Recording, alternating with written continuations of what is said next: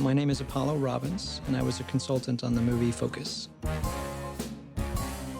I have an assorted background that comes from a combination of an interest in deception, how it is used in con games and different types of crimes.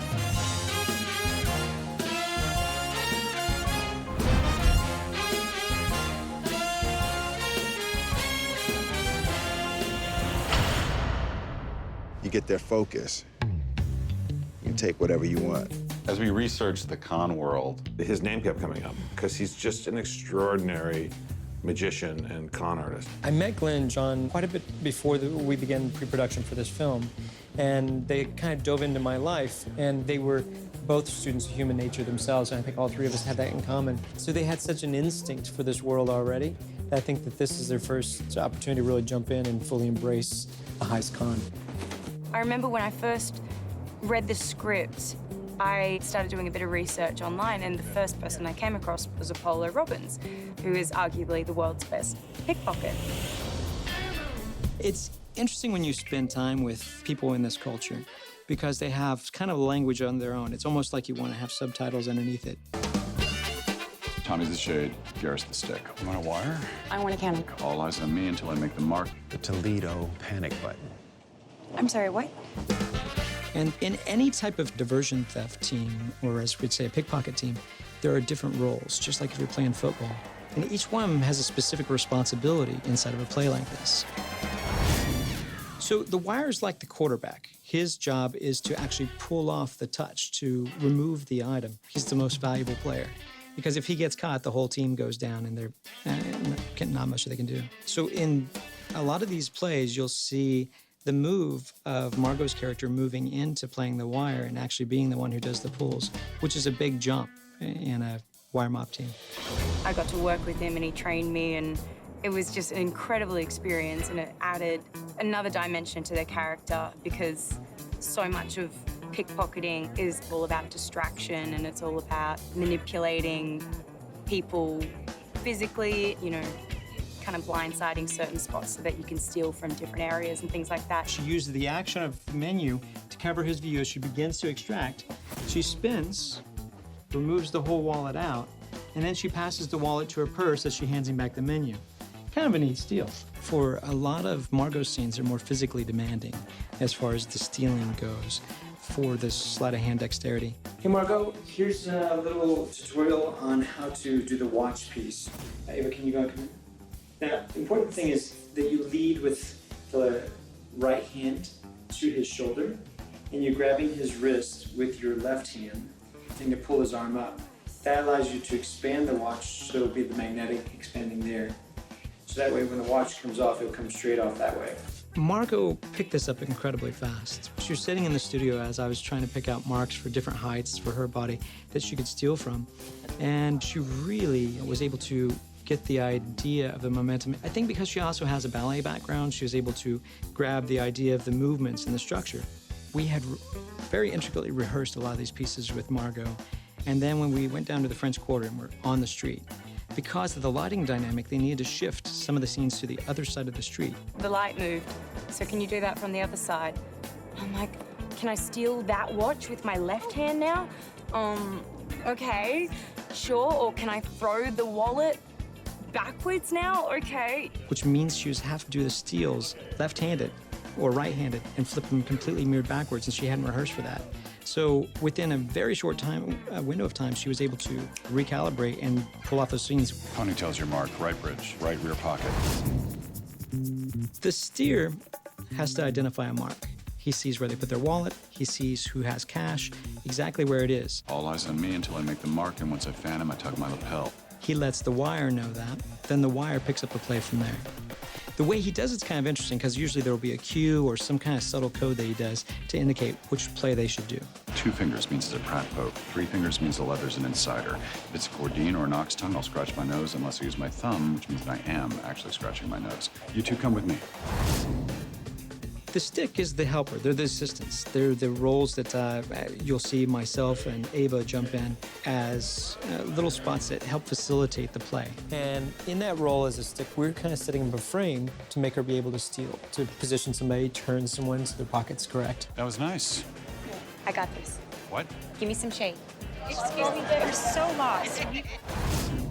The shade is counter surveillance. They cover the action. So their job is to watch for any type of cops or hidden cameras or security cameras, and they block the action so that it's not seen by anybody else using different types of plays. But you'll see that throughout this piece, whether they use a map to cover the action. Congratulations, you're a criminal. Can I get in on this? Liu Say, legendary gambler. He bets on everything, anything, huge cash bets all the time. The mark is the target. It's the sucker of a con. There's this big scene with this Chinese businessman and how he's conned into playing this game. And I'm kind of like the decoy.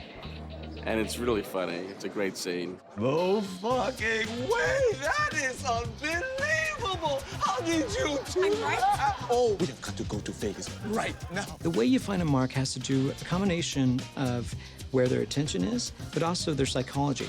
How aware are they of their environment? And you take advantage of that.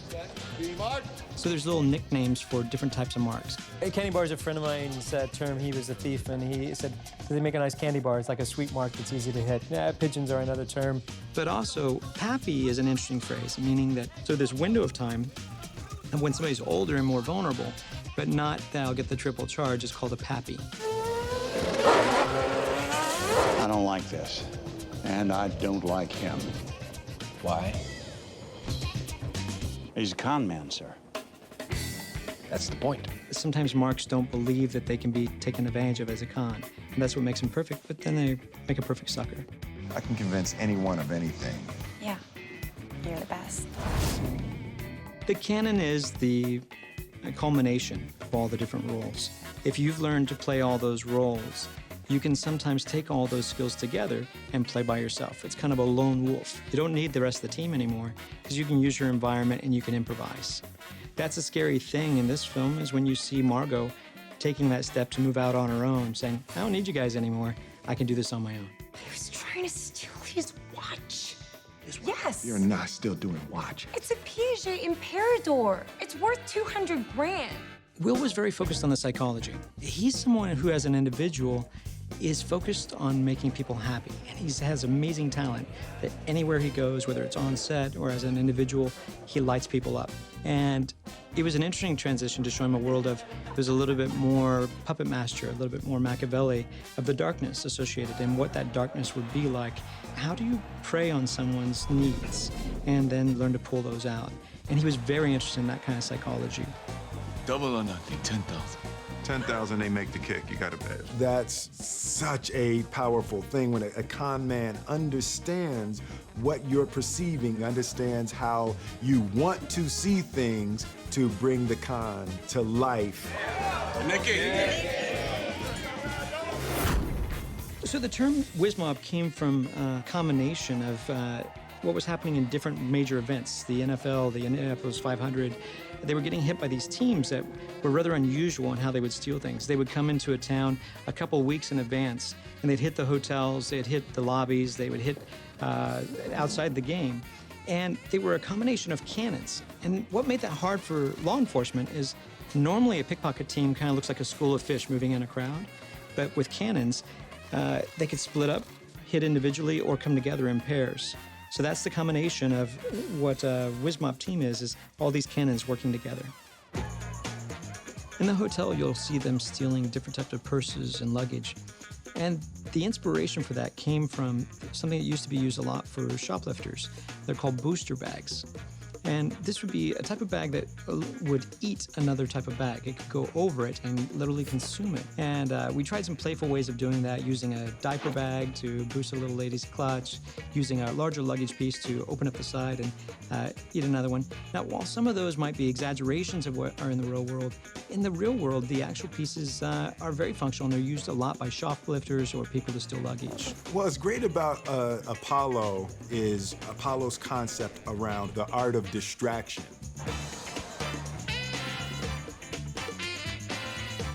So once you've created the distraction. And if you think for 1 second I'm gonna let your mother talk to me like that.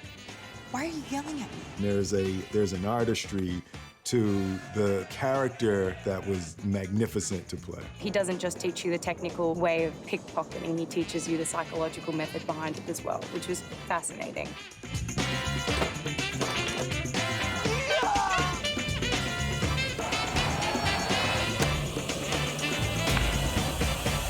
You never drop the con. Die with the lie.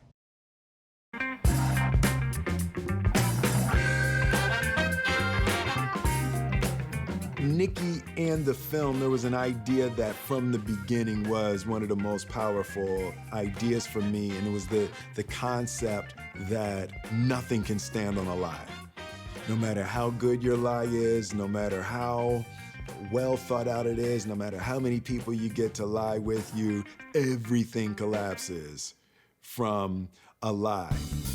What the movie is sort of a character study. Somebody said to me once, it's not a con artist movie, it's a movie about a con artist.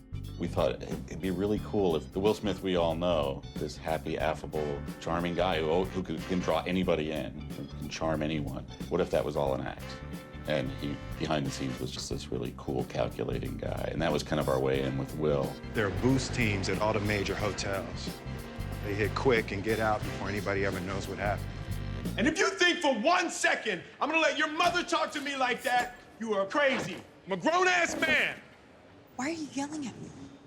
Will Smith's performance in this movie, I just think is brilliant. He can be funny just, walking across the room. That's who he is. And he brings a lot of humor to this role. But he has tremendous depth and pain and complexity in this character. There's a key card in there. I got you another place. I think you'll like it. Wow, thanks. Do you know how I can get a cab there? I can give you a ride. You can do one scene that's making you cry. It's that emotive. And then the very next take, you're in hysterics. Who's the girl? Her name is Jess, Farhad. She's our intern. You hitting that? No, Farhad, I'm not hitting that. Hi, I'm right here. I totally hit that. He can just flip so quickly. It's incredible. How aware are you of what is happening in the moment? We think that we're attending to everything, and we have the illusion of multitasking. And that's what allows Will's character and myself to do what we're doing, is to take advantage of somebody who's overconfident. They can pay attention to all these things at the same time. We have limited attention units. If you can draw enough of a person's attention, no matter how in front of people something is, when they get to the limit of their attention units, you can do things right in front of their face. Do I have your attention? Yes. These type of thieves rarely work alone. May I see some ID, please? Why? You're not suggesting that I'm not suggesting anything. I asked to see some ID. He's getting inside the head of that gentleman in the jewelry store and keeping him on the defensive, rather than him being on the offensive and questioning, who are you? Can I see your credentials? It's a loop cycle: observe, orient, decide, and act. I observe your action, I orient to it, I decide what I'm going to do, and then I act. Then it comes back to you, you do the same. And if I can get inside your loop cycle, I can make you only observe and act, and you stop doing the decision process, which puts me at the advantage. I think the bigger, broader definition of a con man is the use of your perceptions. Take those binoculars, pick any player on or off the field, and I will guess the number. Any play.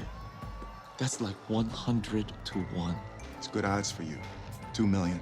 When a con man understands what you're perceiving, understands what you're seeing, understands how you want to see things as opposed to how things really are, that's such a powerful thing. All right, I'm gonna make the water and the bourbon switch glasses without pouring it into anything, including my mouth. What? That loco, no way. Show me mine. Money on the wood, make the bet go good. Will is a guy who makes everybody happy, and he's a master at doing that. And I told him, I said the same thing. You make people happy, you can make them sad. If you can do both, that's really how you can con them or influence them or guide them. Nobody is good or bad. We're all wearing a mask and we're all trying to put over a con, and some of us are just better than others. I spent some time with Will, about 4 or 5 days in Las Vegas. He came and because of his role in this, he first wrapped his head around the world of con men and how they think and how they process and influence. There's the skill of a piano player where you actually have to learn how to move your fingers. You actually have to learn how to play. You have to learn how to do it. But then beyond that point, it's the art of distraction. So as actors, it's always great to get a chance to get in and learn those types of skills. I touch you here, I steal from here. I tap you here, I steal from here. I step to here, you're not gonna slap my face, are you? Why? If you knew where my hand was, you'd want to. Once you've created the distraction, there's an artistry to the lift that was magnificent to play.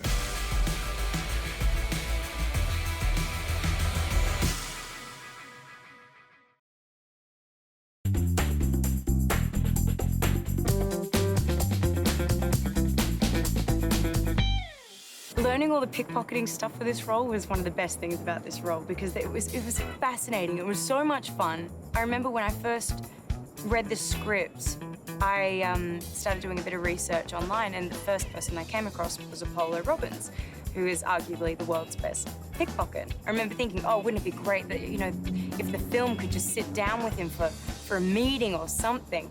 You know, turns out, of course, they had him on board to choreograph the entire film, really. So that worked out perfectly, and I got to work with him, and he trained me, and it was just an incredible experience. Maybe he could teach me in your room. That is so bad. Is it? Does it feel sexy on your face? A little. It does. Okay, let's go. Margo's one of the fastest learners I've seen. She had so much confidence. Nothing scares her. Nothing intimidates her. She was like, you know what, I can do this.